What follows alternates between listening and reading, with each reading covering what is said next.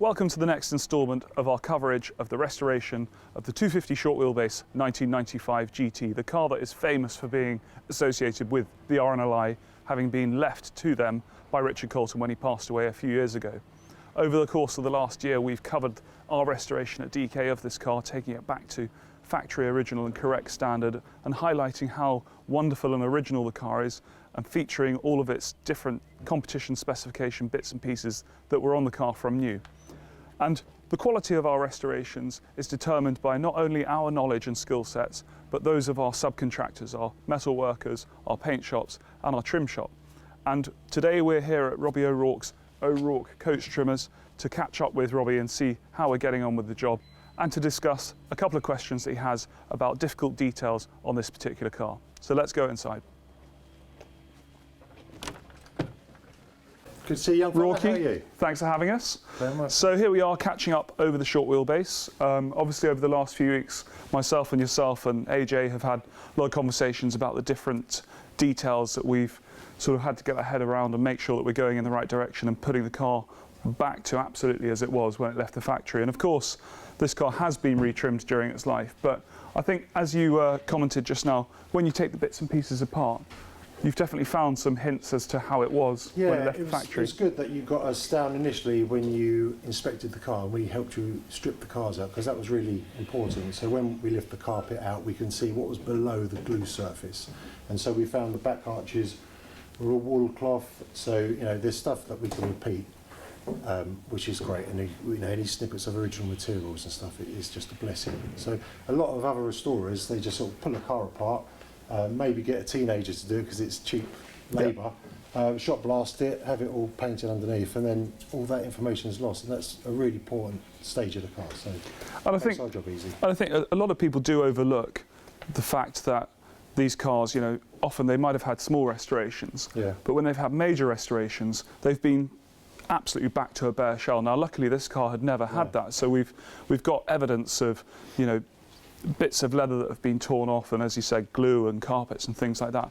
Over the years, do you feel that you know, every day is a school day? I do, especially when you've got cars like this, because there were a lot of differences on them. As you know, we can discuss about the shapes of the tunnels. From most of the short wheelbases I've trimmed in the past have been flat tunnel with the quilted. This is the third short wheelbase I've done with a round tunnel, and there's differences in all of them. And I guess it was before they got their steps together where they really planned through their cars, and you know, so there were differences by the guy who fitted the door panels on both sides. You see that on the headlining. You know, there's screws that aren't symmetrical, and I guess back in the day you couldn't have said to Enzo, "Come and have a look at this."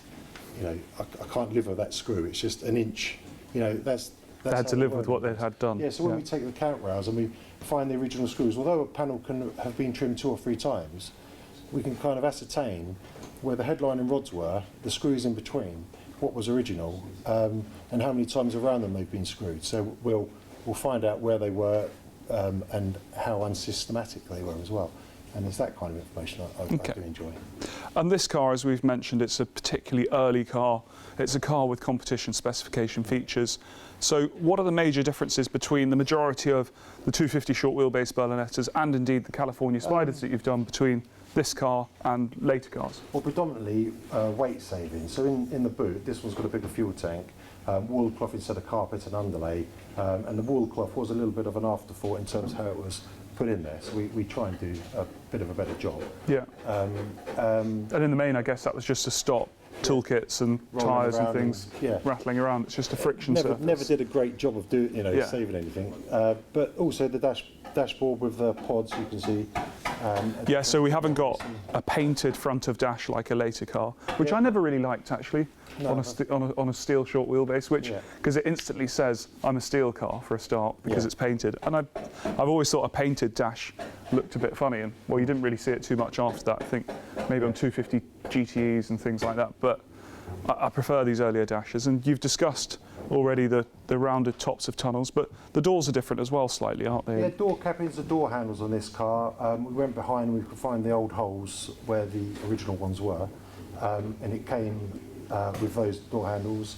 And the screw patterns, we've had some good finds there, how it left the factory. So those door cappings are actually painted, not trimmed? No, painted on this car, And the handles, we were talking about those earlier, and we have found research pictures that show these, the sister car, 1993, definitely had those. And we just looked at another car that we restored years ago, 2243, which again was pretty much identical spec to this, which also had those handles. So obviously for these interim cars, they just That's right. use And those. you can see the door cabins were painted, not trimmed, because there's just no thickness there to wrap lever around and have them fit in beautifully. It would have held them off, holding the door handle, holding the door panel off. So it's intrinsic seeing those kind of details. And also, when stripping the seats, we found the original numbers. So it's a really unmolested car. When this car's come apart, we often see where fatigue and rust and have come into play. Panels get lost, and this is still... I mean, that's amazing, isn't it? They definitely weren't going to lose those seats, were they? On the tunnel, when you restored this car, they've kept this number, as you can see, and that goes right through the whole car. This morning, I found in this rear shelf, you can hardly see it, but the number is there. I questioned how original this rear shelf was, because it's in such good condition, but I'm just thinking that it's survived really well. And this is an interesting point as well. So these earlier cars, they've got this higher parcel shelf, because the spare wheel was on top of the tank as opposed to sitting in the boot. And I, in the meantime, I've been doing loads of research on this and reaching out to some friends in the States with some original cars to find the pattern for this, but actually it was there all along. It was trimmed underneath. It's just someone, when it had been retrimmed, they trimmed over it. You do see occasionally these are fitted the other way around, which makes them difficult to get out, and work it and pull it away. So, as you pull this away, then you can get to the spare wheel and pull it out. So that's a nice find. But survived really well. So, going back to your original archive of bits and pieces from cars that you've trimmed over the years, can we go have a look? Yeah, of course you can. Come on.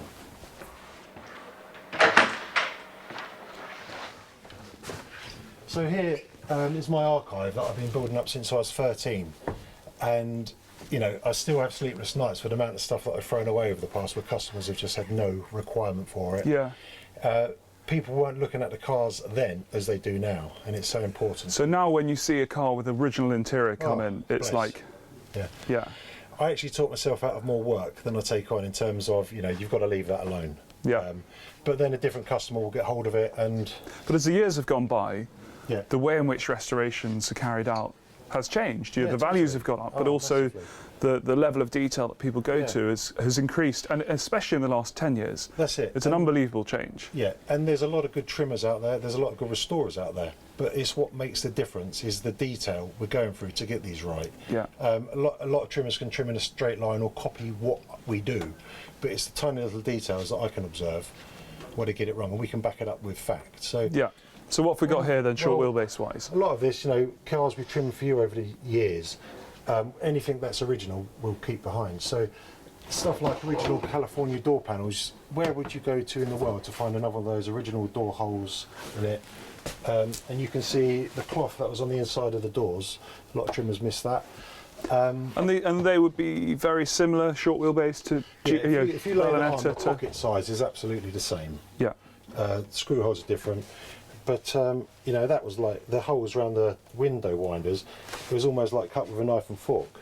You can see the original number. That's the spring for the door mechanism. It sticks out, so they've just cut a hole out of there. A bit like in the doors downstairs, where when the windows comes down, the frame comes through. I mean, it's really crude. Every car we've ever trimmed, or like I've probably done, 50 Dinos, maybe 15 short wheelbases, and I'm still finding differences. And so every box we've got originality above it, from boot carpets to all the panels. So but on these door cards, when you do retrim them, you do perform some sort of behind the scenes upgrades, don't you, to make them better? So for instance, I can show you a 250 GT door panel. There's only half of one there because that's just rotted. 275 door panels behind them, original numbers. These are in very good condition, but you can see how that's boned. And there's another original 275. That's really bowed, different number. But what's great, I can see where the door panel was leather with vinyl piping. This one's been trimmed. This is not an original surface. but they've used the original screw holes in the same place. And it's bits like this I like to see how original that is, Yeah. and just how that's not in the middle. So we remanufacture them in aluminium. If that's the customer's wishes, we can also do them in hardboard. But aluminium is just a better way to go. It outlasts the customer. It's just a job done forever. It takes us equal amount of time to make them, and it's just a better fit, a better finish. 250 Tour de France were aluminium door panels. Right. Okay. Originally. So Ferrari did it, but they probably were reducing costs. Absolutely. Costs, massive costs, I guess, having wood against aluminium, and the tools you need to cut them and make them. So we've got a fully equipped metal workshops. We've got guillotines, folders. I'm not sitting there with a jigsaw wobbling along a line. It's all precision and cut. So it's really good. So short wheelbase wise, what have you got? I'll pull it out.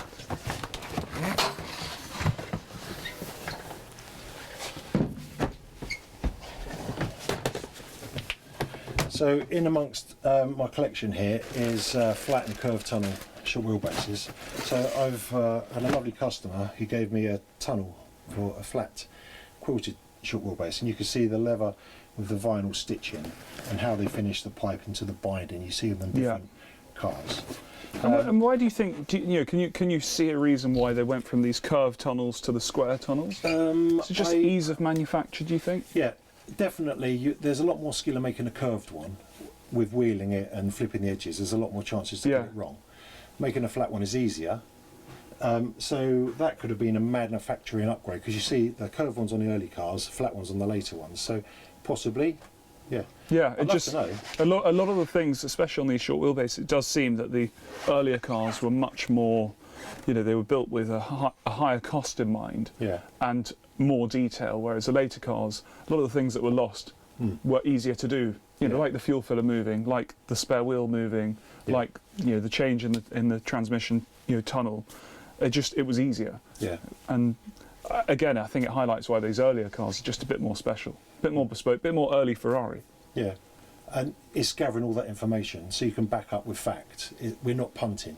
Yeah. It's, So the dashboard that came on the car downstairs was, as you'd expect, it's an original painted surface.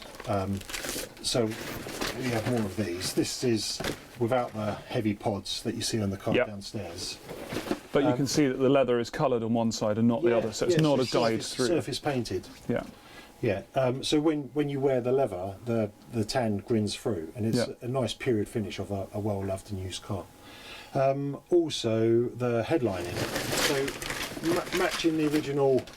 This is a camp rail that goes up behind your head, and you can see where they had piping on this one, and it's the same colour. But they didn't always. No, they didn't. So I would love to know why. We can go and dig up one of these old trimmers, and that would be great. So it's having suspension turrets on the back. So these go behind the seats, and this is interesting to me. They were never stitched together and trimmed. So you're not trying to do a beautiful job. The sides were trimmed and the face was just stuck on. So the neat bit was made perfectly and stuck over the top of the rough bits. Yeah. Rather than and they've just taken, probably a couple of hours out of the job by doing that. And that's a nice thing to know. So if you're ever judging a car, you can pick up on those little bits. Yeah. And see, but maybe the car after that or before was stitched. So it's the vinyl and leather combination on cars, as they went further down the production line, there was a lot more vinyl come into play. On the surfaces you didn't see in the main? Really, so it's always been, and even in Dinos and Daytonas, you're sitting in leather, the centre console was leather, door panels are predominantly leather, and like on a Dino, the back panel. But coming into play, you see, and if you can get a good match, a lot of vinyl. The car downstairs, when we stripped the panels off, you could see there was leather, like the first ever signs was leather. So we could pretty much say that was a leather interior. There was a higher level content. Yeah, so when you peel the material off the back, you get a different kind of residue. When you peel leather off the back of aluminium, you get a hair left on it. if you pull vinyl off, the glue normally comes off. It sticks to the vinyl better than it does Yeah. the leather. So that really gives you a hint as to what leather sticks how so that well car to was aluminium. originally, Yeah. and because it hadn't been stripped back before, No. you could see the glue and you could Well, see the actually, it had hairs. been And trimmed over the top, and I could see the double layer, the triple scalpel blades from original to the second one, to someone's done something in the middle. So that was great. So rear arches, I've got here, I can see how big the stitches were, how many they were. I know that's a really crazy detail, but if it doesn't look right, no. it doesn't look right. No matter if someone doesn't know or not, Yeah. you know. Yeah, rear shells, and so in here it goes on and on and on. But footrests, a sun visor, you know, these are a part of the car. Is, you know, the cost in replicating that and having a machine to make that, and they're on a different material than the headlining, is one place we need to. But you know, that's work in progress. I'm just showing James off camera. I've got a pair of original 275 2-cam front mats. I've never seen them, and the owner said to me, I've got some original front mat, well, I've got original carpet in my 275, and I doubt you have, because no one has. Anyway, he did have. The floor mats were always replaced early on with footwear, and they rotted. So here we have some original foot mats. So this is great. So we can see how they were bound, how they were fixed to the carpet, and just James was just pointing out how shoddy the stitching is on them and around here. And he just said, "You don't do it that bad here." Well, it's a fine line. If we did it like they were originally, we'd be laughed out of trim school. Yeah. You know, other trimmers would be going, "What have they done here? Oh my Well, God, they can't." There are some famous trimmers in Europe that other people use, which we've used a few times and wouldn't use again. Yeah. And the binding is one of the things that lets the car down. So the rest of the trim's Yeah. nice, But- and then suddenly the binding is you know, it's overlapped and it's all over the place. And Yeah. it's one of the first things I look at I on know. a trim job now, is go straight to the carpets. That's good. But then I can show you this tunnel that I was given. You know, the stitching goes over the binding on many parts of it, and we just wouldn't tolerate that now. Yeah. We redo it. An interesting, see, is this Daytona seat centre. You can see the Daytona seat lines don't match up. And I've got other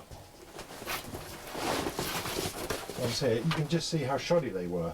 And these were being made by lovely ladies back in the day that may have had to have made 8 or 10 of them a day to make their money. So, and we just didn't have that watchful eye as we do now. So I'd love to sit down with those girls and actually find out what they had to do, the numbers, how they were working.